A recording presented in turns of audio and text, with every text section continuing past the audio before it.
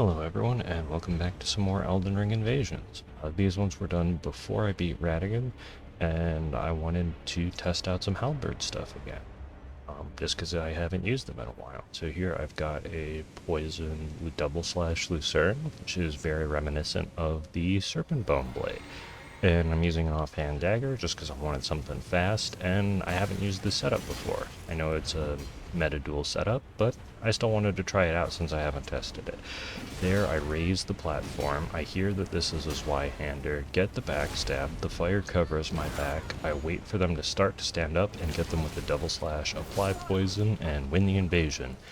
And, whew, GG guys, and that was a lot of commentary to do in the introduction. I probably should have waited to explain the setup more until this innovation, but there's still going to be a lot more going on. But yeah, I'm using Blade of Calling in the offhand because it's fun, has a little bit of range, really good knockback, and yeah, like I said, although Haldag is a really good dueling setup, I haven't ever tested it out, so I wanted to try it, and I also added my own flavor to it by just going with a Poison Lucerne. Yeah, this double slash is a little bit slower than the serpent bone blade, and I'm not exactly sure how all the poise damage stuff works out on it, or whether it's just the Ash of War and it's just worse because it's slower, or if I even get any hyper armor or anything. But yeah, so here in my offhand I have Flame of Frenzy. This is a really good spell, especially at low level. It just has a lot of really good area coverage. It can be charged or uncharged for faster stuff there. I try and go for the Madness, but I think this guy just has a lot of focus. Which, good on him for not getting Madnessed. However, I do have the Poison on him, just to help with the damage. And yeah, like I said, with the current 2v1 scenario, I'm just using trying to occupy space with Madness Eye Gunk. Fortunately, they were not up on that platform, and the Misbegotten take out the Sunbro. I tried to go for Blade of Calling there, but it well, the Misbegotten got to it first. But yeah, so this is not the cleanest finish that I've ever had to an invasion, but it was still a nice one to showing off. Just some of the cool different stuff you can do with limited stats, since this is my Rune level 13 build. Now this one isn't a Lucerne invasion, but I wanted to include it just to show off how powerful the Flame of Frenzy can be when fully charged, and if you can also get the Madness proc to happen at the same time. This was just an unfortunate ambush for these two. As you can see, they just got hit by all the high gunk, and then the dog did not help. Thank you guys for the demonstration. I hope your adventures in Stormville went well. Alright, and now we have a very nice Limgrave invasion. Now, they have just finished with the wagon, or at least they've finished with most of the enemies around the wagon. I see double lances. The Patches has very good sliders for their cosplay design, but their weapon choice is quite poor for Patches. I've never seen him use Power Stance Frost lances, but I could have missed a game. Dark Souls 1 point. I was gonna make a funny number joke, but I just missed it. But Stormhawk Axe takes care of that. Still love that on soft swap. Really great to just get everyone off of you in a 1v3 scenario. And now, although this person is light rolling, their lack of clothes is not good for them. Because yes, they're very dodgy, but they don't have a lot of poison resistance. So I am trying very hard to get them poison, because the poison is going to do more work than I will, kind of.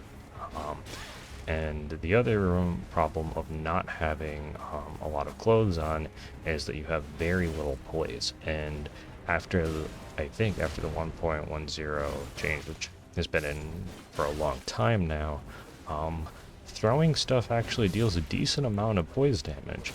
Because they are going to go to drink their flask, and they get stunned out of it by fan daggers, and then the second fan daggers follow up and take them out of the fight.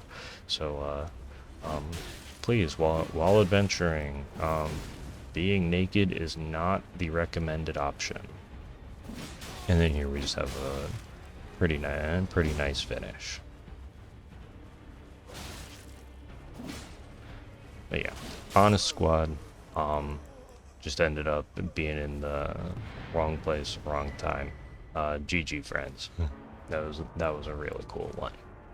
And now we are off to Stormvale, where I'm actually so I skipped the first few minutes of this one, and what is about to happen is the host is resummoning, and although like I could guess, there's not really any indication that this person is over leveled, because technically with enough talismans you could use that ultra great sword. However, since they're named Sword of Lazarus and their buddy just decided to summon the Fist of Lazarus, I was just like, this is probably not good. And I know that as soon as I see the friend get summoned in, I'm just like, nope, we are going back to go get reinforcements. The situation of the invasion has changed, and it requires something a little bit less goofy than a double slash Lucerne. So we have Poison Ant Spur in my offhand because, yup, and we are going with a ice spear regular vanilla halberd, and we actually get a really cool knockdown and team up with the Stormvale guards. After one hit, this guy's running in and he just jumps and then just gets blasted out of the sky by the ice spear, and then the Stormblade Brigade, which is these guys, great squad of guys, helped clean up there. So with the Stormblade Brigade, which is just a very fun name that I'm going to keep using now, I pretty much won this invasion because the host decided to give up.